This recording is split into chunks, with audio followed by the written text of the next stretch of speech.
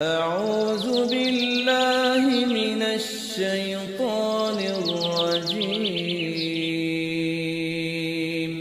بسم الله الرحمن الرحيم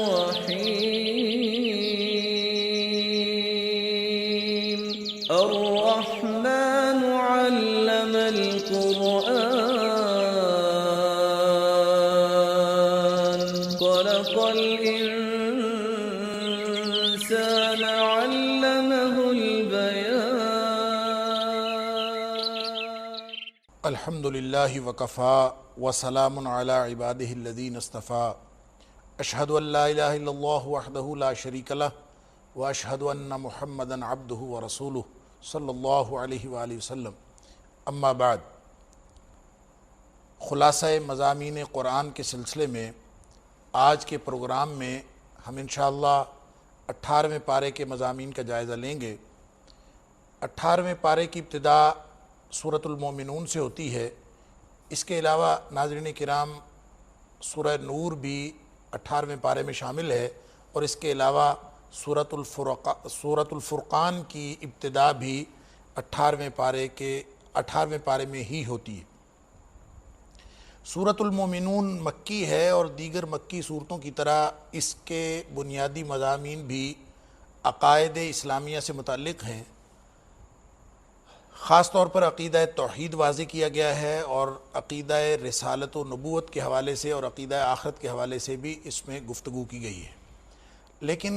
سورت کی ابتدا میں مومنین کی صفات بیان کی گئی ہیں۔ مفسرین کرام کے خیال میں اس سورت کے 4 حصے ہیں۔ پہلے حصے کے اندر کامیاب مومنین اور ان کی صفات کا تذکرہ ہے، اور اسی طرح دلائل توحید اور انسانی زندگی کا آغاز اور اختتام، اس کے حوالے سے انسانوں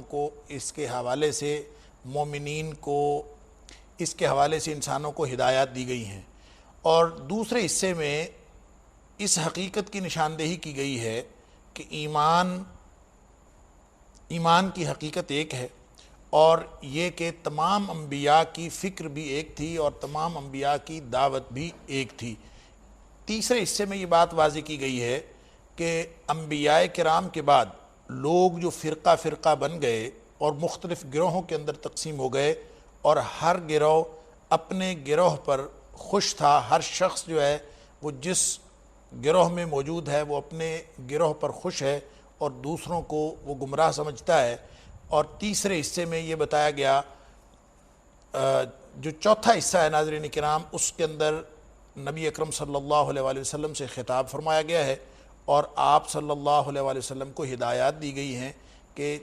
لوگ آپ کے ساتھ چاہے برائی کریں اور آپ کے ساتھ بدسلوکی کا مظاہرہ کریں، آپ ہمیشہ لوگوں کے ساتھ نیکی کا سلوک کریں، اور برائی کا جواب بھی ہمیشہ نیکی سے دیں، اور برائی کا مقابلہ بھی ہمیشہ نیکی کے ساتھ کریں۔ ناظرین کرام، پچھلے پارے کی جو آخری 2 آیات تھیں، اور آخری آیت سے پہلی آیت میں حکم دیا گیا تھا وَفْعَلُوا الْخَيْرِ، مومنوں کو کچھ احکام دیے گئے تھے۔ یہاں پہ مومنین کی صفات کا تذکرہ ہے۔ ابتدا ہی اس صورت کی ابتدا ہی مومنین کی صفات سے ہوتی ہے، اور جیسا کہ اس صورت کے نام سے ظاہر ہے، سورۃ المومنون، اور پہلی ہی آیت میں فرمایا گیا قد افلح المومنون، وہ مومن کامیاب ہیں۔ کون سے مومن؟ آگے پھر ان کے اوصاف کا ذکر ہے۔ پہلی صفت یہ بتائی گئی کہ وہ لوگ اپنی نمازوں کے اندر خشوع قائم کرتے، ہیں۔ گویا نماز پڑھنا صرف اور صرف ظاہری عبادت نہیں ہے، یہ صرف بدنی اونچ نیچ کا نام نہیں ہے، صرف اور صرف جسمانی حرکات کا نام نہیں ہے، بلکہ اس کا تعلق قلبی خشیت کے ساتھ ہے، اور انسان کے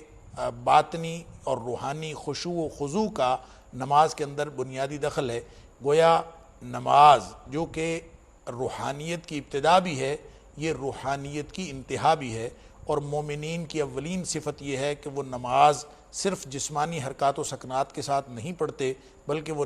نماز کے اندر اپنا خشوع و خضوع قائم رکھتے ہیں۔ دوسری صفت ناظرین کرام مومنین کی یہ بیان کی گئی کہ وہ ہمیشہ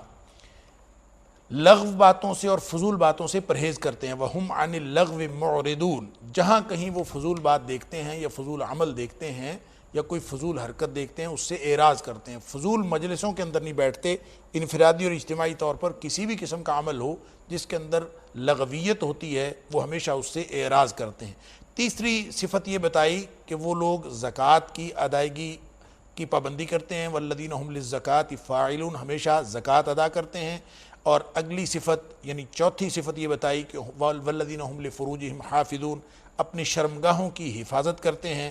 اور پانچویں صفت یہ بتائی کہ وہ امانت دار ہوتے ہیں. والذین هم لاماناتہم وعہدہم راعون. پانچویں صفت یہ ہے کہ وہ ہمیشہ دیانتداری کا مظاہرہ کرتے ہیں، بد دیانت اور خائن نہیں ہوتے. وعہدہم راعون. اور ہمیشہ اپنے وعدوں کی بھی پاسداری کرتے ہیں. اس کے علاوہ ناظرین کرام ساتویں صفت یہ ہے کہ وہ نمازوں کی حفاظت کرتے ہیں. اندازہ فرمائیے کہ پہلی صفت میں فرمایا تھا کہ وہ نمازوں کے اندر خشوع و خضوع سے کام لیتے ہیں. یہاں فرمایا نمازوں کی حفاظت کرتے ہیں، اوقات کے حوالے سے، تعدیل ارکان کے حوالے سے اور نماز کی پابندی کے حوالے سے وہ ہمیشہ اس کی حفاظت کرتے ہیں. اور فرمایا کہ ایسے ہی لوگ جو ہیں وہ جنت میں جائیں گے جن کے اندر یہ ساری صفات موجود ہوں گی. اس کے بعد ناظرین کرام انسان کی زندگی کے آغاز و اختتام کا ذکر ہے کہ کس طرح انسان ایک نطفے سے علقہ اور علقہ سے پھر آگے مضغہ اور مضغہ سے پھر اس کی ہڈیاں اور گوشت بنتا ہے. اور یہ اللہ تعالیٰ کی یہ بہترین تخلیق ہے. فتبارک اللہ احسن الخالقین. کتنی بابرکت ہے اللہ کی ذات جو بہترین تخلیق فرمانے والا ہے. پھر اس کے بعد فرمایا ثم انکم بعد ذلک لمیتون. انسان اس طرح سے اتنی خوبصورت تخلیق اللہ تعالیٰ کی اور پھر اس کا اختتام یہ ہے کہ اس کو موت آ جاتی ہے اور پھر قیامت کے دن اس کو دوبارہ زندہ کیا جائے گا اور پھر جنت اور جہنم کا فیصلہ ہوگا. تو آغاز و معاد کے حوالے سے ہی نوح علیہ السلام کا ذکر فرمایا اور نوح علیہ السلام کے ذکر کے ساتھ ہی پھر عاد اور ثمود اور موسیٰ علیہ السلام اور عیسیٰ علیہ السلام کا ذکر کیا کہ کس طرح سے ان کی اقوام نے انبیاء کی دعوت کو جھٹلایا اور پھر ان کو جھٹلانے کی وجہ سے دنیا میں ہی عذاب میں مبتلا کر دیا گیا. اس کے بعد ناظرین کرام انبیاء کرام کی وحدت کا تذکرہ ہے کہ جتنے بھی انبیاء آئے ہیں وَإِنَّ هَذِهِ أُمَّتُكُمْ أُمَّةٌ وَاحِدَةٌ وَأَنَا رَبُّكُمْ فَاتَّقُونَ. کہ جتنے بھی نبی آئے سارے نبیوں کو یہی دعوت دی گئی کہ تمہاری یہ جو دعوت بھی ایک ہے، دین بھی ایک ہے. یا ایھا الرسل کلوا من الطیبات واعملوا صالحا. سارے نبیوں کو پاکیزہ کردار اپنانے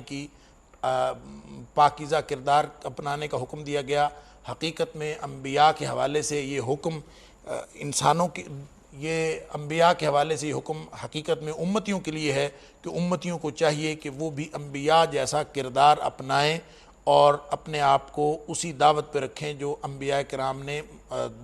تمام امتیوں کو عطا فرمائی. اس لیے فرمایا کہ ان چیزوں کا شکر یہ ہے کہ دل کے اندر بھی انسان وہ چیزیں رکھے جو اللہ کو پسند ہیں، کان وہ سنے جو اللہ کو پسند ہیں، آنکھ وہ دیکھے جو اللہ تعالیٰ کو پسند ہے. یہی ان نعمتوں کا شکر ہے. اور پھر فرمایا کہ اللہ تعالیٰ نے تمہیں زمین کے اندر پھیلا دیا، یہ بھی اللہ کی نعمت ہے. اور پھر اللہ تعالیٰ نے زندگی اور موت بنائی، اس کا مالک بھی اللہ کریم ہے تاکہ تم اللہ کریم کو پہچان لو. دن رات بھی اللہ تعالیٰ نے پیدا فرمائے ہیں. یہ سب کچھ جو آفاق و انفس کے دلائل ہیں یہ قادر مطلق پر ایمان کی پختگی کا اشارہ کر رہے ہیں. منکرین آخرت سے ناظرین کرام 4 سوال کیے گئے ہیں. پہلا سوال یہ ہے کہ زمین کس کی ہے؟ قل لمن الارض ومن فیہا. اور دوسرا سوال ہے کہ زمین میں جو کچھ ہے یہ کس کا ہے؟ تیسرا سوال یہ ہے کہ 7 آسمانوں کا مالک کون ہے اور رب عرش عظیم کون ہے، یعنی عرش عظیم کا مالک کون ہے؟ اور چوتھا سوال یہ کیا گیا ہے کہ تمام چیزوں کی، زمین و آسمان کی ہر چیز کی بادشاہت کس کی ہے؟ اور فرمایا کہ یہ ان سوالوں کا جواب جو بھی کوئی شخص دے گا، چاہے وہ اللہ تعالیٰ پر ایمان رکھتا ہو چاہے نہ رکھتا ہو. مشرکین مکہ بھی اس چیز کا جواب یہ دیتے تھے سیقولون للہ. سب یہ جواب دیں گے کہ ساری بادشاہت اللہ کی ہے، زمین اس کی، زمین میں جو کچھ ہے وہ اللہ کا، اور 7 آسمان اللہ کے، عرش عظیم اللہ کا، اور تمام چیزوں پر بادشاہت بھی اسی کی. تو فرمایا کہ جب اللہ ہی سب چیزوں کا مالک ہے، تو پھر تم کس طرف پھرے جاتے ہو؟ تمہارے اوپر کس چیز کا جادو چل گیا ہے کہ تم اللہ کو چھوڑ کر دیگر چیزوں کی طرف اور دیگر معبودان باطل کی طرف راغب ہوتے ہو؟ اس کے بعد ناظرین کرام، نبی کریم صلی اللہ علیہ وآلہ وسلم سے خطاب ہے کہ برائی کا مقابلہ ہمیشہ نیکی سے کیا جائے۔ ادفع باللتی ہی احسن السیئہ، لوگ جو ہیں آپ کے ساتھ برائی کا سلوک کریں، اور نحن اعلم بما یصفون، لوگ جو آپ کی شان میں ہرزہ سرائی کرتے ہیں، آپ کے ساتھ بدسلوکی کرتے ہیں، ہم ان سب کو جانتے ہیں۔ فرمایا ادفع باللتی ہی احسن السیئہ، ہمیشہ برائی کا جواب نیکی سے دیں، اس سے اللہ تعالیٰ آپ کو ہر قسم کے شیاطین سے، شیاطین جن و انس سے اللہ تعالیٰ محفوظ فرمائے گا۔ اس کے بعد ناظرین کرام، جہنم کا منظرنامہ ہے، اور یہ فرمایا گیا ہے کہ اللہ تعالیٰ جہنمیوں کو، جو جہنم کے اندر جل رہے ہوں گے، ان سے سوال فرمائے گا۔ وہ چہرے جو اس وقت جہنم کی آگ کی وجہ سے جھلسے ہوئے ہوں گے، اللہ تعالیٰ سوال فرمائے گا کہ بتاؤ کہ تمہارے پاس میری آیات نہیں آئی تھیں، اور اگر آئی تھیں تو تم نے کیوں ان آیات کو جھٹلا دیا؟ اور وہ لوگ جواب دیں گے کہ آیات تو آئی تھیں، لیکن ہماری بدبختی ہمارے سامنے آ گئی، ہم اپنی بدقسمتی اور بدبختی کی وجہ سے ان آیات کی تصدیق نہیں کر سکے اور اس کے مطابق عمل نہیں کر سکے، اور ہم گمراہ قوم میں سے ہو گئے۔ ناظرین کرام، آخری 4 آیات جو ہیں وہ اس سورت یعنی سورۃ المومنون کا گویا خلاصہ ہیں، اور اس خلاصہ کلام میں اللہ تعالیٰ نے اس حقیقت کی نشاندہی فرمائی ہے کہ اللہ تعالیٰ نے انسانوں کو فضول نہیں بنایا، بلکہ انسانوں کی تخلیق کا ایک خاص مقصد ہے، اور وہ مقصد یہ ہے کہ تمام لوگ بندگی رب یعنی اپنے اللہ کی، اپنے خالق و مالک کی عبادت اور عبودیت میں آ جائیں۔ اور فرمایا افحسبتم انما خلقناکم عبثا وانکم الینا لا ترجعون، کیا تم یہ سمجھتے ہو کہ ہم نے تمہیں فضول پیدا کیا ہے، یا یہ کہ تم ہماری طرف لوٹائے نہیں جاؤ گے؟ اصل حقیقت یہ ہے کہ تمہیں اللہ تعالیٰ کی بندگی کے لیے پیدا کیا ہے، اور جو کوئی اللہ کی بندگی کو چھوڑ کر وَمَن يَدْعُ مَعَ اللَّهِ إِلَٰهًا آخَرَ لَا بُرْهَانَ لَهُ بِهِ، جو اللہ کی بندگی کو چھوڑ کر غیر اللہ کی بندگی کو قبول کرتا ہے، غیر اللہ کی عبادت کو قبول کرتا ہے، اس کے پاس حقیقت میں کوئی دلیل نہیں ہے، وہ بغیر دلیل کے یہ کام کرتا ہے، وہ بغیر دلیل کے یہ کام کرتا ہے۔ تو فرمایا اس کا حساب اللہ کے ذمے ہے، اللہ تعالیٰ اس کا حساب لے گا، اور ایسے ظالم اور کافر کبھی کامیاب نہیں ہوں گے۔ اور نبی اکرم صلی اللہ علیہ وآلہ وسلم اور ان کے ذریعے سے امتیوں کو خطاب ہے کہ ہمیشہ دعا کرتے رہا کریں کہ رب اغفر ورحم وانت خیر الراحمین، اے اللہ تو ہماری مغفرت فرما دے اور ہمارے اوپر رحم فرما، تو بہت زیادہ رحم کرنے والا ہے۔ گویا کوئی بھی شخص جو ہے وہ اگر تمام جہان کے معبودان باطل سے منہ موڑ کر ایک اللہ کی طرف آ جائے، اور اسی اللہ سے مغفرت اور رحمت طلب کرے، تو یہی دنیا اور آخرت کی کامیابی کی دلیل ہے۔ اس کے بعد ناظرین کرام، سورۃ النور ہے، اور سورۃ النور مدنی سورت ہے۔ اس کے اندر اللہ کریم نے مختلف قسم کے احکام نازل فرمائے ہیں، اور خاص طور پر معاشرتی و اخلاقی پاکیزگی کے احکام نازل فرمائے ہیں۔ اس کے اندر انفرادی احکام بھی ہیں اور اجتماعی احکام بھی ہیں۔ پچھلی سورت کے اندر جب مومنین کی صفات بیان کی گئی تھیں سورۃ المومنون کے اندر، اس میں ایک صفت یہ تھی والذین هم لفروجہم حافظون، کہ اپنی عزتوں کی، اپنی عفتوں کی حفاظت کرتے ہیں مومنین۔ یہ بھی مومنین کے بنیادی اوصاف میں سے ایک وصف ہے۔ اب گویا اسی وصف کی تفصیلات سورۃ النور کے اندر بیان فرمائی گئی ہیں، اور خاص طور پر اس کے اندر معاشرتی اور اخلاقی پاکیزگی، انفرادی اور اجتماعی پاکیزگی کے احکام ہیں، اور ساتھ ہی ساتھ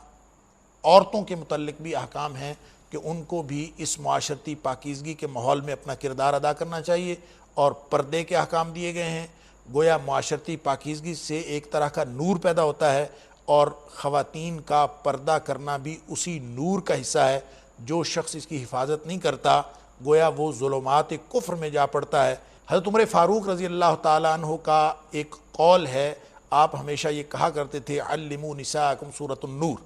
کہ آپ حضرت عمر فاروق رضی اللہ تعالیٰ عنہ لوگوں کو یہ حکم دیا کرتے تھے کہ علموا نساءکم سورۃ النور، کہ اپنی عورتوں کو سورہ نور سکھایا کرو، چونکہ اس کے اندر پاکیزگی کے احکامات ہیں اور انسان کے اخلاق کو، کردار کو بہتر بنانے والے احکامات ہیں، لہٰذا ان مردوں کو بھی یہ صورت سکھائی جانی چاہیے، لیکن خاص طور پر عورتیں جو معاشرتی بہرہ روی کے سامنے سب سے بڑی رکاوٹ بن سکتی ہیں اگر وہ اخلاقی طور پر پاکیزہ ہوں، تو اس لیے خاص طور پر عمر فاروق رضی اللہ تعالیٰ عنہ اس صورت کو خواتین کو سکھانے کا حکم دیا کرتے تھے۔ اس کے علاوہ ناظرین کرام، اس صورت کے اندر نبی اکرم صلی اللہ علیہ وآلہ وسلم کے احترام کا بیان ہے اور پھر آخرت کی تذکیر بھی اس میں کی گئی ہے، اور خاص ایک موضوع واقعہ افک کے حوالے سے حضرت عائشہ رضی اللہ تعالی عنہا کی عفت و عصمت بیان کی گئی ہے، اور مضامین کی اہمیت کے پیش نظر سورت کی ابتدا ہی اس سے ہوتی ہے کہ سورۃ انزلناہا و فرضناہا، کہ یہ وہ سورت ہے جس کے احکام کو ہم نے نازل بھی کیا اور اس کو فرض کر دیا، گویا تمام لوگوں پر اس کے احکام کی پابندی فرض ہے، تاکہ معاشرہ جو ہے وہ بھی پاکیزہ ہو جائے، لوگوں کے خیالات پاکیزہ ہو جائیں، انفرادی اور اجتماعی زندگی جو ہے وہ انتہائی پاکیزہ ہو جائے، تاکہ دنیا اور آخرت کی کامیابی حاصل ہو جائے۔ سب سے پہلا جو حکم اس میں دیا گیا ہے وہ حد زنا کا ہے، بدکاری کی حد بیان کی گئی ہے، الزانیۃ والزانی فاجلدوا کل واحد منہما 100 جلدہ، کہ جو بھی بدکار خاتون اور مرد ہو ان دونوں کو 100 کوڑے مارے جائیں۔ ناظرین کرام، یہ حد اس کے لیے ہے جو غیر شادی شدہ بدکار ہو، اور جو شادی شدہ بدکار ہے اس کے بارے میں حدیث پاک کے اندر جو سزا بیان ہوئی ہے وہ سنگسار یا رجم ہے، یعنی نبی اکرم صلی اللہ علیہ وآلہ وسلم نے خود بھی اس پر عمل کیا اور فرمایا بھی کہ جو بھی شادی شدہ بدکار عورت اور مرد ہو اس کو رجم کر دیا جائے، یعنی پتھر مار مار کے مار دیا جائے، کہ اگر کوئی شادی شدہ ہونے کے بعد بھی پاکیزگی کا خیال نہیں رکھتا اور جسمانی اور اخلاقی پاکیزگی کی بجائے بدکاری کا مظاہرہ کرتا ہے تو اس کو اس بات کا حق نہیں ہے کہ وہ اسلامی معاشرے کے اندر وہ زندہ رہے اور مزید گندگی پھیلاتا رہے، اس کو گویا موت کے گھاٹ اتار دینا چاہیے، اور ایک ایسی موت جو تمام لوگوں کے لیے عبرت کا سامان بن جائے۔ اس کے بعد ناظرین کرام، زانی سے یا بدکار مرد سے نکاح کے بارے میں حکم دیا گیا ہے کہ بدکار جو مرد ہے اس سے نکاح نہ کیا جائے، اور بیان کا انداز یہ ہے الزانی لا ينکح الا زانیۃ او مشرکۃ والزانیۃ لا ينکحها الا زان او مشرک، کہ بدکار مرد ہو تو اس کے ساتھ بدکار عورت یا مشرکہ عورت ہی شادی کرتی ہے، یا پھر یہ کہ بدکار عورت ہو تو اس کے ساتھ مشرک مرد یا بدکار مرد ہی شادی کرتا ہے۔ یہ ناظرین کرام، بعض مفسرین کا خیال ہے کہ یہ صرف اور صرف امر واقع کا بیان ہے، کہ بالعموم یہی ہوتا ہے کہ جو شخص خود بدکار ہو اس کو بدکار ہی ملتے ہیں، اور جو شخص خود پاکیزہ ہو اس کا پاکیزہ لوگوں کے ساتھ ہی واسطہ پڑتا ہے، جس طرح کہ ناظرین کرام اسی صورت کی آیت نمبر 26 کے اندر اللہ تعالیٰ نے اس حقیقت کو واضح کیا ہے کہ الخبیثات للخبیثین والخبیثون للخبیثات والطیبات للطیبین والطیبون للطیبات، کہ پاکیزہ لوگ پاکیزہ لوگوں کے لیے ہوتے ہیں، اور جو ناپاک اور گندے لوگ ہوتے ہیں ان کا گندے لوگوں سے ہی واسطہ پڑتا ہے۔ اس کے بعد ناظرین کرام، حد قذف کا بیان ہے، اور قذف سے مراد یہ ہے کہ کسی شخص پر جھوٹی تہمت لگا دی جائے، کوئی بھی شخص کسی دوسرے پر بہتان لگا دے تو بہتان کی حد یہ ہے کہ اس کو 80 کوڑے مارے جائیں، 80 جلدۃ، کہ اس کو فجلدوہم 80 جلدہ، کہ اس کو 80 کوڑے مارے جائیں۔ ناظرین کرام، بعض اوقات کوئی شخص کسی پر الزام لگاتا ہے بدکاری کا، اور 4 گواہ اگر پیش نہیں کر سکتا تو اس کے اوپر حد قذف جاری ہونی چاہیے، اس لیے کہ اسلام نہ صرف پاکیزگی کا حکم دیتا ہے بلکہ لوگوں کے عیب چھپانے کا بھی حکم دیتا ہے۔ جس شخص کو بدکاری کرتے ہوئے 4 لوگ دیکھ لیں وہ تو اس قابل ہے کہ اس کے اوپر حد جاری کی جائے، اور اگر کوئی شخص ایک آدھ شخص کسی کو دیکھتا ہے تو ایسے عیب کو چھپا لینا چاہیے، یہ بھی ایک معاشرے کی پاکیزگی کا باعث بنتا ہے۔ اور کوئی شخص اگر کسی دوسرے کے اوپر الزام لگاتا ہے اور 4 گواہ پورے نہیں کرتا تو اس کے اوپر ناظرین کرام حد قذف لاگو ہو جاتی ہے۔ چوتھا حکم جو اس صورت کے اندر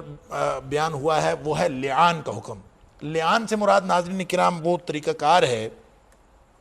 کہ جب کوئی شخص اپنی بیوی کو بدکاری کا ارتکاب کرتے ہوئے دیکھ لے، یا اس کے اوپر اس کو پختہ شبہ ہو کہ وہ بدکاری کی مرتکب ہوئی ہے، تو ایسی صورت میں اس کے پاس یعنی اپنے علاوہ 3 گواہ بھی نہ ہوں تو وہ کیا کرے؟ اس کے لیے ناظرین کرام اللہ کریم نے لعان کا ایک حکم فرمایا ہے۔ وہ عدالت کے روبرو 4 دفعہ قسم کھا کر یہ کہے گا کہ وہ سچا ہے، یعنی جو الزام اس نے اپنی بیوی پر لگایا ہے وہ اس میں سچا ہے، اور 5ویں دفعہ یہ کہے گا کہ اس کے اوپر اللہ کی لعنت ہو اگر وہ جھوٹا ہو۔ اسی طرح وہ خاتون جو ہے وہ بھی 4 دفعہ قسم کھا کر یہ کہے گی کہ وہ جو شخص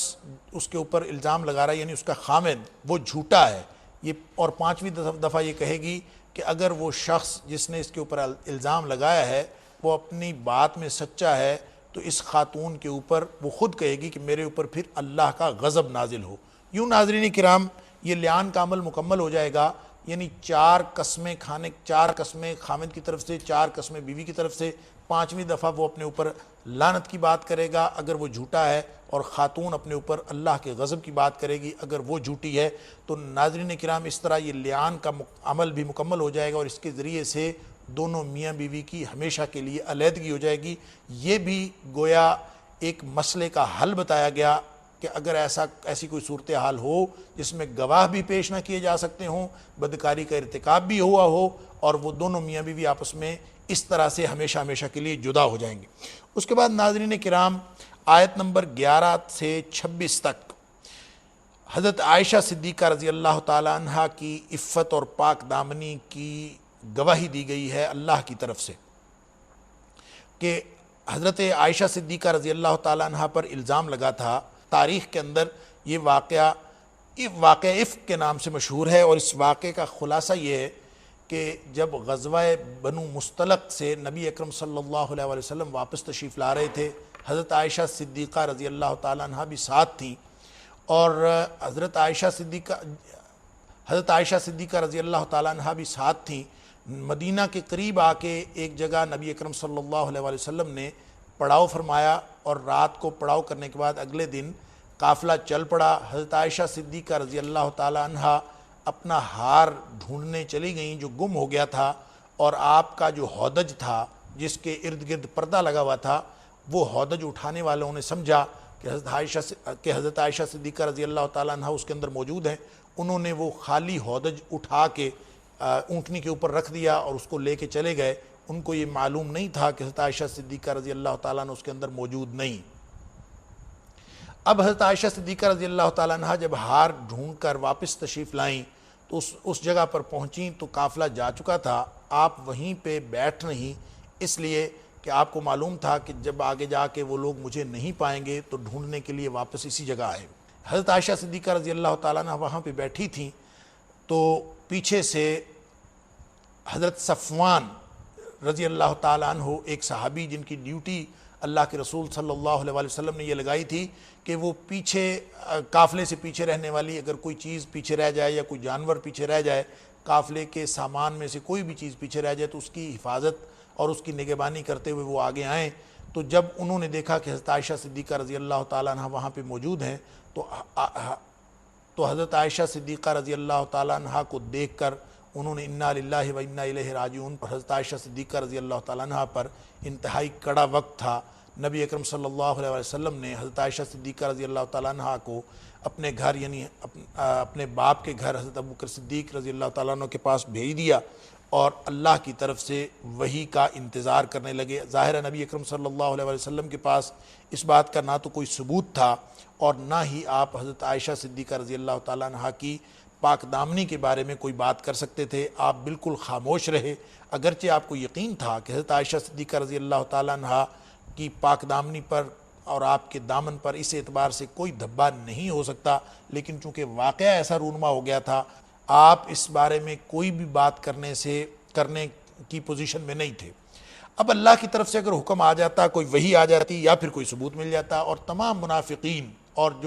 جو سادہ لو مسلمان تھے وہ بغیر کسی ثبوت کے حضرت عائشہ صدیقہ رضی اللہ تعالیٰ عنہ کے بارے میں اس طرح کی باتیں کر رہے تھے، اللہ کریم نے ان آیات میں آیت نمبر 11 تا 26 حضرت عائشہ صدیقہ رضی اللہ تعالیٰ عنہ کی عفت و پاک دامنی کی گواہی بھی دی اور ساتھ ہی ساتھ ان منافقین کی مذمت بھی فرمائی جنہوں نے یہ الزام تراشی کی تھی، اور ساتھ ہی ساتھ ان مخلص مسلمانوں کو بھی تنبیہ کی کہ جنہوں نے اس الزام کے بارے میں، اس الزام کو سن کر اس پر کان دھرے اور اس کو آگے پھیلایا۔ فرمایا گیا کہ لوگوں نے جب یہ بات سنی تو انہوں نے حسن ظن سے کام کیوں نہیں لیا،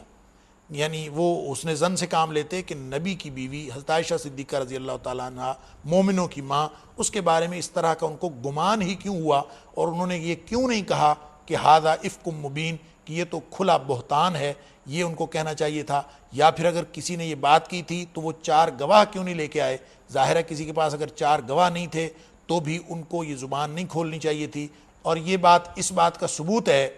کہ وہ جھوٹے ہیں کہ وہ 4 گواہ نہیں لے کے آئے۔ اس کے بعد اللہ کریم نے ارشاد فرمایا کہ مومنوں کو تو یہ چاہیے تھا کہ جب انہوں نے سنا تھا تو سنتے ہی یہ بات اس قابل نہیں تھی کہ یہ زبان سے نکالی جاتی، اور ان کو سنتے ہی کہنا چاہیے تھا کہ ھذا بہتان عظیم، کہ یہ بہت بڑا بہتان ہے۔ گویا یہ ساری باتیں اللہ کریم نے وہی نازل فرما دی، اور قیامت تک یہ پڑھی جاتی رہے گی کہ حضرت عائشہ صدیقہ رضی اللہ تعالیٰ عنہ پر الزام لگانے والے جو ہیں وہ جھوٹے ہیں۔ اس کے بعد نبی اکرم صلی اللہ علیہ وسلم، اس کے بعد اللہ کریم نے یہ بھی فرما دیا کہ جو فحش باتوں کی تشہیر کرتے ہیں ان کے لیے بھی بڑا دردناک عذاب ہے۔ گویا اگر کوئی بدکاری کا واقعہ یا فحش بات کہیں سے مل بھی جائے تو اس کی تشہیر کرنا یا اس کو پھیلانا یہ اللہ کے عذاب کو دعوت دینے کے مترادف ہے۔ تو ناظرین کرام، اس کا مطلب یہ ہوا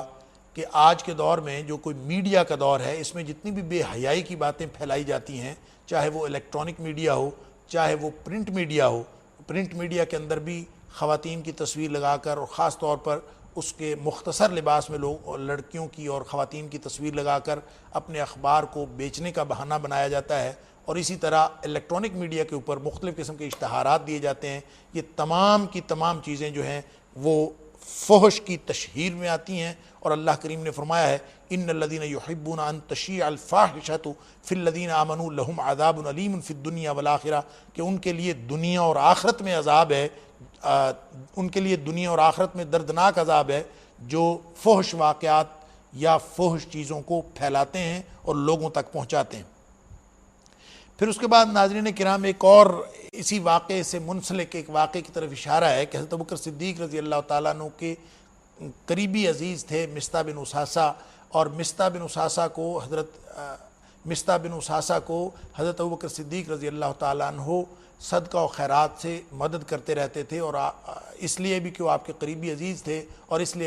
لیے بھی کہ ان کی مالی حالت اچھی نہیں تھی۔ جب یہ اس الزام تراشی میں اور اس بیان بازی میں اور اس بہتان کو پھیلانے میں مصطح نے بھی ایک کردار ادا کیا تھا، اس لیے حضرت ابوبکر صدیق رضی اللہ تعالیٰ عنہ نے عہد کر لیا کہ وہ آئندہ مصطح کی مدد نہیں کریں گے۔ اللہ کریم نے اس بات کی بھی مذمت فرمائی کہ ایسی کسی وجہ سے مدد سے ہاتھ کھینچ لینا یہ درست نہیں ہے۔ فرمایا وَلَا يَأْتَلِ أُولُو الْفَضْلِ مِنْكُمْ وَالسَّعَةِ أَنْ يُؤْتُوا أُولِي الْقُرْبَى وَالْمَسَاكِينَ وَالْمُهَاجِرِينَ فِي سَبِيلِ اللَّهِ وَلْيَعْفُوا وَلْيَصْفَحُوا۔ فرمایا کہ معاف کر دینا چاہیے، درگزر سے کام لینا چاہیے۔ أَلَا تُحِبُّونَ أَنْ يَغْفِرَ اللَّهُ لَكُمْ، کیا تمہیں یہ بات پسند نہیں کہ اللہ تعالیٰ تمہیں معاف فرما دے، یعنی تم لوگوں کو معاف کر دو، اللہ تعالیٰ تمہیں معاف فرما دے گا۔ اس کے بعد ناظرین کرام ایک دفعہ پھر انتہائی مذمتی بیان اللہ کریم نے جاری فرمایا ہے ان لوگوں کے لیے جو معصوم خواتین پر الزام تراشی کرتے ہیں، بدکاری کا الزام لگاتے ہیں، بہتان بازی کرتے ہیں۔ فرمایا ان الذین یرمون المحصنات الغافلات المؤمنات لعنوا فی الدنیا والآخرہ، جو لوگ اس الزام تراشی کے مرتکب ہوئے ہیں حضرت عائشہ صدیقہ رضی اللہ تعالی عنہا پر بہتان بازی میں یا علاوہ ازیں پوری دنیا کائنات میں بلکہ رہتی دنیا تک، کوئی شخص بھی اگر کسی معصوم مومنہ عورت پر بدکاری کا الزام لگائے یا بہتان لگائے تو فرمایا اس کے اوپر اللہ تعالیٰ دنیا اور آخرت کی لعنت فرماتا ہے، وَلَهُمْ عَذَابٌ عَظِيمٌ، اور اس کے لیے بہت بڑا عذاب ہے۔ اس کے بعد ناظرین کرام اللہ تعالیٰ نے ایک اور حکم ارشاد فرمایا کہ جو دیگر لوگوں کے گھر ہیں ان گھروں میں بغیر اجازت کے داخل نہ ہوا کریں۔ یا ایھا الذین آمنوا لا تدخلوا بیوتا غیر بیوتکم، اپنے علاوہ دیگر لوگوں کے گھروں میں جب داخل ہوتے ہو تو اجازت لیے بغیر کبھی داخل نہ ہوں، اور اگر اجازت نہ ملے تو واپس آ جائیں۔ اور پھر یہ بھی کہا کہ اگر کوئی آگے سے کوئی اجازت نہ دے، یعنی اگر آگے سے کوئی موجود ہی نہ ہو، فَإِن لَّمْ تَجِدُوا فِيهَا أَحَدًا فَلَا تَدْخُلُوهَا حَتَّى يُؤْذَنَ لَكُمْ، اگر کوئی شخص وہاں پہ موجود نہ ہو پھر بھی واپس آ جاؤ، کبھی کسی کے گھر میں داخل نہ ہو۔ اور اگر وہ کہہ دیں کہ واپس لوٹ جاؤ، وَإِن قِيلَ لَكُمُ ارْجِعُوا فَارْجِعُوا، اگر وہ کہیں گھر والے یہ کہہ دیں کہ تم واپس لوٹ جاؤ تو چپ کر کے واپس آ جایا کرو، اس میں ناراضگی والی کوئی بات نہیں۔ ہوا ازکا لکم، یہی بات تمہارے لیے زیادہ بہتر ہے۔ ہو سکتا ہے گھر والے اس وقت ملنے کی پوزیشن میں نہ ہوں، یا کوئی بھی ایسا مسئلہ ہو سکتا ہے۔ معاشرتی پاکیزگی، اور اندازہ فرمائیے باہمی محبت اور مودت اور رحمت کے لیے کتنا اہم حکم ہے کہ کوئی شخص اگر اپنے گھر میں آنے کی اجازت نہیں دیتا تو اس میں ناراضگی والی کیا بات ہے؟ یہ زیادہ پاکیزگی والا معاملہ ہے، آپ اس وقت واپس آ جائیں۔ ہو سکتا ہے اہل خانہ کسی مجبوری میں ہوں اور وہ آپ کو نہ مل سکتے ہوں۔ ناظرین کرام، ہمارے ہاں معاشرے میں یہ بات نہیں پائی جاتی، ہمارے ہاں چونکہ لوگ ناراض ہو جاتے ہیں اگر گھر والا جو ہے ملنے سے انکار کر دے، یا وہ ایسی پوزیشن میں ہو کہ وہ نہ مل سکتا ہو۔ اسی وجہ سے جب ہم اللہ کے اس حکم کی پابندی نہیں کرتے تو معاشرے کے اندر بہت سارے اس ایک حکم کی پابندی نہ کرنے کی وجہ سے بہت سارے دیگر خرابیاں بھی پیدا ہوتی ہیں۔ لوگ گھر میں موجود ہوتے ہیں، اپنے بچوں سے کہہ دیتے ہیں یا ملازموں سے کہہ دیتے ہیں کہ باہر جو ہے اس کو کہہ دیں کہ وہ گھر میں موجود نہیں ہے۔ یہ بات بالکل غلط ہے، یہ طریقہ کار بالکل غلط ہے اور کذب بیانی ہے۔ اس طرح کا جھوٹ نہیں بولنا چاہیے اور نہ اپنے بچوں کو جھوٹ سکھانا چاہیے۔ اس کی بجائے اگر یہ کہہ دیا جائے کہ میں گھر میں، اس کو کہہ دیں کہ میں گھر میں موجود ہونے کے باوجود آپ کو اس وقت مل نہیں سکتا، تو آنے والے کو چاہیے کہ اللہ کریم نے فرمایا ہے کہ فَارْجِعُوا هُوَ أَزْكَىٰ لَكُمْ، واپس لوٹ جانا تمہارے لیے بہتر ہے۔ خواہ مخواہ اہل خانہ کو کسی بات پر نہ مطعون کرو اور نہ ہی ان کے ساتھ کسی قسم کی ناراضگی کرو۔ البتہ یہ فرمایا کہ جو ایسے گھر ہوں غیر مسکونہ گھر کہ جن کے اندر کوئی شخص رہ نہیں رہا، کوئی فیملی نہیں رہ رہی، تو فرمایا اس کے اندر بغیر اجازت داخل ہونے کا اگر کوئی کام ہو، کوئی مسئلہ ہو تو اس گھر میں داخل ہونے کی کوئی ممانعت نہیں۔ اس کے بعد ناظرین کرام 7واں حکم غض بصر کا ہے کہ مومنین کو بھی اپنی نظریں، نگاہیں نیچی رکھنی چاہیے۔ بازاروں میں،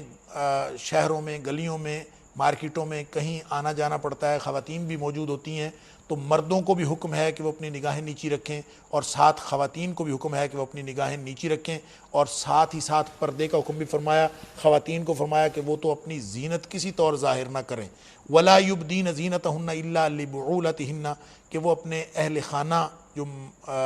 جو محرم لوگ ہیں ان کے ساتھ اپنی زینت ظاہر کر سکتے ہیں، البتہ علاوہ وہ زینت ظاہر نہیں کر سکتے۔ ولا یبدین زینتہن الا ما ظہر منہا، یعنی بازاروں میں چلتے پھرتے وقت یا غیر محرم لوگوں کے سامنے وہ اپنی زینت ظاہر نہ کریں، الا ما ظہر منہا، سوائے اس کے کہ جو خود سے ظاہر ہو جائے۔ ناظرین کرام، الا ما ظہر منہا کی تفسیر میں مفسرین نے اختلاف کیا ہے۔ بعض لوگوں کا خیال ہے کہ اس سے مراد چہرہ اور ہتھیلیاں ہیں، کہ یہ اگر ظاہر ہو جاتا ہے تو اس میں کوئی حرج نہیں۔ اگرچہ ہتھیلیوں اور چہرے کے پردے میں اختلاف ہے کہ یہ پردے میں شامل ہیں کہ نہیں۔ الا ما ظہر منہا سے مراد ہتھیلیاں اور چہرہ ہے یا اس سے مراد کچھ اور ہے۔ بعض مفسرین کا خیال یہ ہے کہ اس سے مراد تو وہ لباس ہے جو لباس پہننے کے باوجود، بہرحال لباس بھی ایک زینت کا ذریعہ ہوتا ہے اور اس سے بھی کچھ نہ کچھ زینت ظاہر ہوتی ہے، تو جو زینت لباس پہننے کے باوجود، یعنی اوپر برقع وغیرہ اوڑھنے کے باوجود یا چادر اوڑھنے کے باوجود ظاہر ہو جائے، اس کی گویا اجازت ہے۔ اور یہ اجازت یا استثناء ناظرین کرام یہ نہیں فرمایا اللہ کریم نے کہ سوائے اس کے کہ جو ظاہر کر لیا جائے، بلکہ فرمایا الا ما ظہر منہا، سوائے اس کے جو خود سے ظاہر ہو جائے۔ تو ظاہر ہے کہ چہرہ اور ہتھیلیاں وہ ظاہر خود سے نہیں ہوتی، وہ تو کرنے سے ہوتی ہیں۔ اگر انسان خود سے اس کو ظاہر نہ کرے تو بہرحال اس کو چھپایا جا سکتا ہے، تو یہ بھی پردے میں شامل ہیں۔ زیادہ صحیح بات اور درست بات یہی ہے کہ ہر قسم کی زینت چھپانے کا حکم ہے، سوائے اس کے کہ جو خود سے ظاہر ہو جائے۔ اس سے مراد چادر کا پلو ہو سکتا ہے، لباس کا اوپری حصہ ہو سکتا ہے، کوئی بھی چیز جو لباس کا بیرونی حصہ جو زینت کا سامان ہو اور وہ خود سے ظاہر ہو رہا ہو تو اس کی اجازت ہے، علاوہ ازیں کوئی استثناء نہیں ہے۔ اور پردے سے مراد یہی ہے کہ انسان کہ عورت جو ہے وہ پوری کی پوری پردہ ہے، اپنی زینت کا اظہار غیر محرم لوگوں میں قطعاً نہ کرے۔ اس کے علاوہ ناظرین کرام، عورت کے اظہار زینت کے حوالے سے اس قدر سخت حکم ہے کہ وہ اپنے پاؤں بھی زور سے مار کے نہ چلے، کہ کہیں ان کے پاؤں کے زور سے مارنے کی وجہ سے ان کے پاؤں زور سے مارنے کی وجہ سے ان کی زینت ظاہر ہونے کا امکان ہے، کہ انہوں نے اگر کوئی زیورات وغیرہ پہنے ہوں تو ان زیورات کا اظہار ہو سکتا ہے۔ کسی بھی طرح سے گویا عورت کو زینت ظاہر کرنا غیر محرم لوگوں کے سامنے اس کی اجازت نہیں ہے۔ پھر فرمایا وَتُوبُوا إِلَى اللَّهِ جَمِيعًا أَيُّهَا الْمُؤْمِنُونَ لَعَلَّكُمْ تُفْلِحُونَ۔ اجتماعی طور پر پورا معاشرہ توبہ کرے اس طرح کی غلط حرکتوں سے، تاکہ اللہ تعالیٰ ان سب لوگوں کو کامیاب کر دے۔ اس کے بعد ناظرین کرام ایک 9واں حکم یہ ارشاد فرمایا کہ مالی استطاعت رکھنے والے نکاح ضرور کریں، اور فرمایا کہ جو بھی تم میں سے بے نکاح لوگ ہوں ان کا نکاح کر دیا کرو، اور پھر خاص طور پہ جو رنڈوے اور بیوہ خواتین ہیں ان کا نکاح کرا دیا کرو۔ اور جو شخص نکاح کی استطاعت نہ رکھے اس کے بارے میں فرمایا کہ اس کو چاہیے کہ وہ نفلی روزے رکھے، اور وہ اس وقت تک نفلی روزے رکھے جب تک کہ وہ نکاح کی استطاعت نہیں رکھتا، حتیٰ یغنیہم اللہ من فضلہ، جب اللہ تعالیٰ اس کو وہ استطاعت عطا فرما دے کہ وہ نکاح کرنے کے قابل ہو جائے تو اس کو نکاح ہی کرنا چاہیے۔ اس کے بعد فرمایا کوئی شخص کسی کو بدکاری پر مجبور نہ کرے۔ خاص طور پہ اس عرب کے جاہلی معاشرے کے اندر کچھ لوگ ایسے تھے جو خواتین کو اور لونڈیوں کو بدکاری پر مجبور کرتے تھے، اس کی ممانعت فرمائی گئی ہے۔ پھر آیت نمبر 35 سے 38 تک نور ایمان اور ہدایت کی وضاحت کی گئی ہے کہ ایمان کا نور کیا ہے، اس کی ایک تمثیل بیان فرمائی گئی ہے۔ اور اس کے بعد اہل ایمان کی نمایاں صفت یہ بتائی گئی کہ رجال لا تلہیہم تجارۃ ولا بیع عن ذکر اللہ واقام الصلاۃ وایتاء الزکوٰۃ، کہ جو لوگ اہل ایمان ہیں ان کی صفت یہ ہے کہ ان کے کاروبار اور ان کی تجارتیں ان کو اللہ کے ذکر سے اور نماز قائم کرنے سے اور زکوٰۃ ادا کرنے سے نہیں روکتے، گویا وہ اپنی دیگر دنیاوی مصروفیات کی وجہ سے اللہ کے احکام کی پابندی میں قطعاً غفلت نہیں برتتے۔ اس کے بعد ناظرین کرام آیت نمبر 39 اور 40 میں کفر و ظلمات کی مثال بیان فرمائی گئی ہے کہ جو شخص کفر میں چلا جائے، کفر سے مراد اندھیرے ہیں، ایمان سے مراد نور ہے، اور جو شخص کفر کے اندھیروں میں چلا جاتا ہے اس کی مثال اللہ کریم نے یہ بیان فرمائی جیسے وہ سمندر کے پانیوں میں گہرائیوں میں گیا ہوا ہو، اور پانی کی گہرائی کا اندھیرا، پھر اس کے اوپر موج ہو اور موج کے اوپر موج، پھر فرمایا کہ اس کے اوپر بادل بھی آئے ہوئے ہوں، اور یوں وہ اتنے اندھیروں میں ہوتا ہے کہ اس کے ایک ہاتھ کو دوسرا ہاتھ نظر نہیں آتا، اور فرمایا کہ اس طرح سے کافر جو ہے وہ اپنے کفر کے اندھیروں میں چلا جاتا ہے۔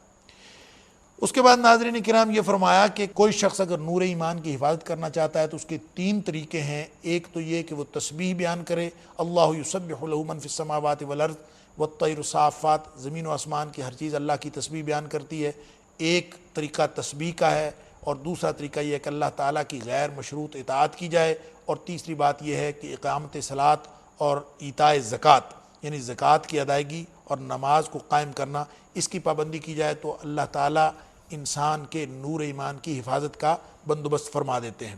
یہاں پہ ناظرین کرام جب انسان کو اللہ تعالیٰ کی تسبیح بیان کرنے اور نماز کی ادائیگی کا حکم دیا گیا، ساتھ اس حقیقت کو بھی واضح کیا گیا ہے کہ زمین و آسمان کی ہر چیز اللہ تعالیٰ کی تسبیح بیان کرتی ہے۔ اکیلا انسان تسبیح نہیں بیان کرتا بلکہ ساری کائنات اور اس کی ہر چیز اللہ کی تسبیح بیان کرتی ہے، بلکہ یہاں تک فرمایا کہ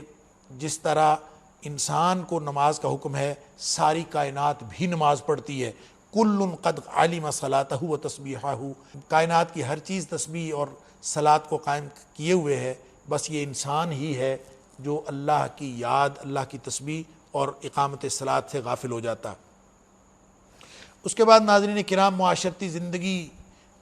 کی جو پاکیزگی ہے اور انسان کا جو پاکیزہ کردار ہے، انفرادی پاکیزگی سے اجتماعی پاکیزگی قائم ہوتی ہے، اور اجتماعی پاکیزگی کسی معاشرے کے اندر قائم ہو جائے تو ایسے اہل ایمان جو ہیں ان سے اللہ تعالیٰ کا وعدہ ہے، اللہ تعالیٰ آخرت کا اجر تو عطا فرمائیں گے ہی، لیکن اس کو دنیا میں بھی اللہ تعالیٰ حکومت کی شکل میں اجر عطا فرما دیں گے۔ وعد اللہ الذین آمنوا منکم وعملوا الصالحات، اللہ تعالیٰ اہل ایمان، ایسے اہل ایمان جو اپنا کردار بھی پیش کرتے ہیں، ان کے لیے اللہ تعالیٰ کا وعدہ ہے لَيَسْتَخْلِفَنَّهُمْ فِي الْأَرْضِ كَمَا اسْتَخْلَفَ الَّذِينَ مِن قَبْلِهِمْ، کہ اللہ تعالیٰ ان کو زمین میں استخلاف یعنی حکومت عطا فرمائے گا جس طرح ان سے پہلے لوگوں کو عطا فرمایا تھا۔ وَلَا يُمَكِّنَنَّ لَهُمْ، اور فرمایا ان کو مضبوط کر دے گا ان کے دین کو، تاکہ وہ دنیا میں وہ ساری خوشگوار حالات جو ہیں اللہ تعالیٰ ان کے لیے پیدا کر دے گا، اللہ کے دین کو قائم کر دے گا، لیکن شرط یہ ہے کہ وہ اللہ کی عبادت کریں اور اللہ کے ساتھ کسی کو شریک نہ ٹھہرائیں۔ اس کے بعد ناظرین کرام 11واں حکم اس صورت کے اندر یہ فرمایا گیا کہ 3 ممنوع اوقات ہیں، ان 3 ممنوع اوقات میں کسی بھی گھر میں جانے کی ممانعت ہے، اور اس میں صلاۃ الفجر سے قبل، صلاۃ الظہر کے بعد اور صلاۃ العشاء کے بعد، یعنی یہ 3 اوقات ہیں کہ کسی کے بھی گھر جانے سے پہلے یہ سوچنا چاہیے کہ ان 3 اوقات میں نہ جایا جائے، کیونکہ اللہ تعالیٰ نے ان 3 اوقات میں کسی کے گھر جانے سے منع فرمایا ہے، کیونکہ یہ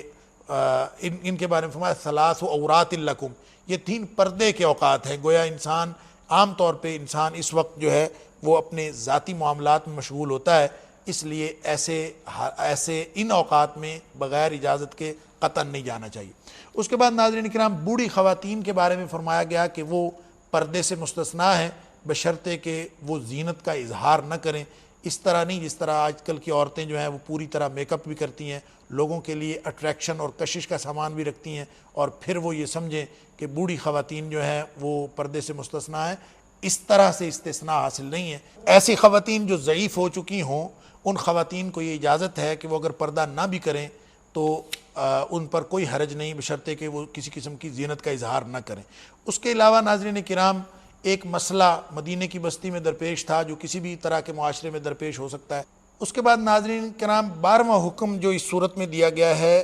وہ ایسی صورتحال سے متعلق ہے جو اہل مدینہ کو عام طور پر پیش آتی تھی اور کسی بھی معاشرے میں کسی بھی وقت پیش آ سکتی ہے، کہ لوگ جب جہاد وغیرہ پہ باہر جاتے تھے تو وہ اپنے گھر کی چابیاں معذور اور نابینا افراد یا اس طرح کے لوگوں کو دے جاتے تھے کہ وہ ان کے گھر کی حفاظت کریں گے، ان کے گھر میں موجود رہیں گے، اور بعض اوقات یہ اس بات کی اجازت بھی دے دیتے کہ وہ ان کے گھروں سے کوئی چیز اگر کھانا چاہیں تو کھا لیں گے، لیکن اس کے باوجود اہل ایمان جو معذور لوگ وہاں پہ موجود ہوتے تھے وہ احتیاط کے پیش نظر ان کے گھروں سے کچھ نہیں کھاتے تھے۔ یہاں ان آیات میں یہ جو 12واں حکم ہے اس صورت میں، اس میں ان لوگوں کو اجازت دی گئی ہے، یعنی ایسے نابینا، معذور اور لنگڑے وغیرہ افراد جو وہاں پہ موجود ہوں کسی کے گھر میں، تو ان کو یہ اجازت دی گئی ہے کہ وہ ان کے گھروں سے کھا سکتے ہیں، جو اپنے رشتہ داروں کے گھروں میں ہوں یا اپنے دوستوں کے گھروں میں ہوں، جن کو کسی اعتماد پر ان کے گھروں میں چھوڑا گیا ہے اور جن کے گھروں کی چابیاں ان کے پاس ہیں، وہ ان کے گھروں سے کھا سکتے ہیں، اس میں کوئی حرج نہیں۔ لیس علیکم جناح ان تاکلوا جمیعا او اشتاتا،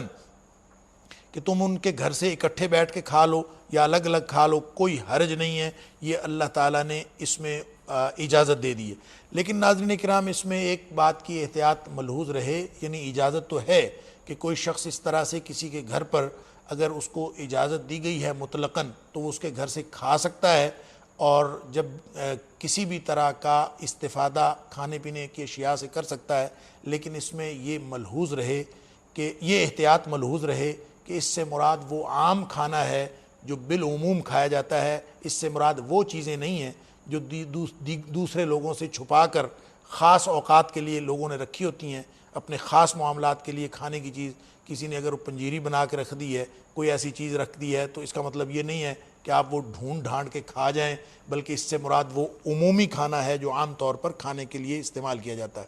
13واں حکم ناظرین کرام اس میں یہ دیا گیا ہے کہ جب بھی گھر میں داخل ہوں، اپنے گھر میں یا کسی کے گھر میں، تو سلام کرنا چاہیے۔ اندازہ فرمائیے ناظرین کرام، یہ قرآن پاک کا حکم ہے، فَإِذَا دَخَلْتُمْ بُيُوتًا فَسَلِّمُوا عَلَىٰ أَنفُسِكُمْ تَحِيَّةً مِّنْ عِندِ اللَّهِ مُبَارَكَةً طَيِّبَةً۔ جب کوئی شخص اپنے گھر میں یا کسی کے گھر میں بھی داخل ہو، وہ ہمیشہ سلام کہے، اور اس سلام کا فائدہ ہوگا، گھر کے اندر خیر و برکت ہوگی۔ تو اس سلام کو بہت زیادہ پھیلانا چاہیے، جیسا کہ نبی اکرم صلی اللہ علیہ وآلہ وسلم کا حکم ہے، افشوا السلام بینکم۔ اس نسخے کو اللہ کے نبی صلی اللہ علیہ وآلہ وسلم نے اس طرح سے ارشاد فرمایا ہے کہ سلام پھیلانا حقیقت میں نسخہ محبت ہے، اس سے آپس میں محبت ہو جاتی ہے، اور آپس میں محبت ہو جاتی ہے تو اس سے ایمان آ جاتا ہے، اور ایمان آ جاتا ہے تو جنت میں داخلہ مل جاتا ہے۔ یہ بخاری شریف کی حدیث ہے کہ نبی اکرم صلی اللہ علیہ وآلہ وسلم نے فرمایا کہ تم اس وقت تک جنت میں داخل نہیں ہو سکتے جب تک کہ تم ایماندار نہ ہو جاؤ، اور اس وقت تک ایماندار نہیں ہو سکتے جب تک کہ تم آپس میں محبت نہ کرنے لگو۔ اور آپس میں محبت کا نسخہ نبی اکرم صلی اللہ علیہ وآلہ وسلم نے فرمایا افشوا السلام بینکم، کہ ایک دوسرے کے آپس میں سلام کو بہت زیادہ پھیلایا کرو۔ اور حدیث میں آتا ہے کہ صحابہ کرام اتنا ایک دوسرے کو سلام کہتے تھے، یعنی کوئی شخص کسی بھی وقت کسی کو ملتا تو سلام کہتا، حتیٰ کہ دو صحابہ اگر اکٹھے جا رہے ہوتے اور راستے میں ایک کوئی درخت آ جاتا، ایک شخص ادھر سے گزرتا دوسرا ادھر سے، تو دوبارہ جب ملتے پھر بھی السلام علیکم ایک دوسرے کو کہتے۔ تو یہ مطلب ہے افشوا السلام بینکم، کہ کوئی شخص ایک کمرے سے دوسرے کمرے میں جائے تو السلام علیکم کہے، ایک گھر سے دوسرے گھر میں جائے تو السلام علیکم کہے، اور اس طرح سے آپس میں سلام پھیلائے۔ ایک تو یہ سلامتی اور خیر و برکت کی دعا ہے، اور اس سے خیر و برکت ہوگی، اور دوسرا یہ اس سے آپس میں محبت پھیلے گی۔ 14واں اور آخری حکم ناظرین کرام جو سورۃ النور کے اندر فرمایا گیا ہے وہ ہے کہ کوئی بھی امر جامع، یعنی کسی اہم کام کے بارے میں اگر مشورہ ہو رہا ہو اور سارے لوگ بیٹھے ہوئے ہوں تو اس اجتماع سے بغیر اجازت کے اٹھنا نہیں چاہیے۔ اور کسی بھی طرح کا کوئی ایسا اہم کام ہو سکتا ہے جس کو قرآن نے امر جامع کہا ہے، علی امر جامع لم یذهبوا حتی یستأذنوہ، کہ کبھی بھی کوئی امر جامع کا اجتماع ہو، کسی اہم کام کے بارے میں مشورہ ہو رہا ہو، کوئی اجتماعی کام ہو، خاندانی معاملہ ہو، جماعتی معاملہ ہو، یا کسی بھی طرح کا کوئی اہم معاملہ اس کے بارے میں آپس میں مشورہ ہو رہا ہو، تو بغیر اجازت کے وہاں سے اٹھنا نہیں چاہیے۔ یہ بات منع کی گئی ہے کہ کوئی شخص آرام سے اٹھے اور کھسک جائے بغیر اجازت کے۔ فرمایا کہ جو لوگ اجازت لیتے ہیں وہی لوگ مومن ہیں، اولئک الذین یؤمنون باللہ ورسولہ، یہی وہ لوگ ہیں جو اللہ اس کے رسول پر ایمان رکھتے ہیں۔ اور آخر پہ اس صورت کے آخر پہ ناظرین کرام نبی کریم صلی اللہ علیہ وسلم کا ادب سکھایا گیا ہے کہ نبی کریم صلی اللہ علیہ وسلم کے ساتھ گفتگو کرتے ہوئے اس طرح سے گفتگو نہ کیا کریں جس طرح سے آپ آپس میں ایک دوسرے سے بات کرتے ہیں۔ یہ اسی طرح کا حکم ہے جو ناظرین کرام سورۃ الحجرات کے اندر بھی حکم فرمایا گیا ہے۔ اس کے بعد ناظرین کرام سورۃ الفرقان شروع ہوتی ہے، مکی صورت ہے، اور فرقان کا معنی حق اور باطل میں فرق کر دینے والی چیز۔ اس قرآن کو بھی فرقان کہا گیا ہے سورہ آل عمران کے اندر کہ وانزل الفرقان، کہ اللہ تعالیٰ نے فرقان نازل فرما دیا۔ گویا فرقان وہ چیز ہوتی ہے جو حق اور باطل میں فرق کر دے۔ ناظرین کرام غزوہ بدر کو بھی یوم الفرقان کہا گیا ہے کہ اس دن اللہ تعالیٰ نے حق اور باطل میں فرق کر دیا تھا۔ تو اس صورت کو گویا سورہ فرقان اس لیے کہا گیا کہ اس کے اندر وہ مضامین ہیں جو حق اور باطل کا فرق کر دینے والے ہیں، یعنی توحید کا مضمون ہے، رسالت کا مضمون ہے، قیامت کا مضمون ہے، آخرت کا مضمون ہے۔ یہ وہ بنیادی عقائد ہیں جو حق اور باطل میں فرق کی بنیاد۔ آغاز اس صورت کا توحید و رسالت سے ہوتا ہے، اور خاص طور پر یہ بات فرمائی گئی کہ نبی اکرم صلی اللہ علیہ وآلہ وسلم کی جو نبوت ہے یہ عالمگیر ہے۔ فرمایا لِیَکُونَ لِلْعَالَمِینَ نَذِیرًا، کہ نبی اکرم صلی اللہ علیہ وآلہ وسلم کے اوپر یہ فرقان اس لیے نازل فرمایا، نزل الفرقان علی عبدہ، وہ ذات بڑی ہی بابرکت ہے، تبارک الذی نزل الفرقان علی عبدہ، وہ ذات بڑی ہی بابرکت ہے جس نے اپنے بندے پر، اپنے حبیب صلی اللہ علیہ وآلہ وسلم پر یہ فرقان نازل فرمایا، لِیَکُونَ لِلْعَالَمِینَ نَذِیرًا، تاکہ وہ تمام جہانوں کے لیے ڈرانے والا اور ان کو وارن کرنے والا، تنبیہ کرنے والا بن جائے۔ گویا اس سے پہلے جتنے انبیاء آتے تھے ان کی نبوت اور رسالت خاص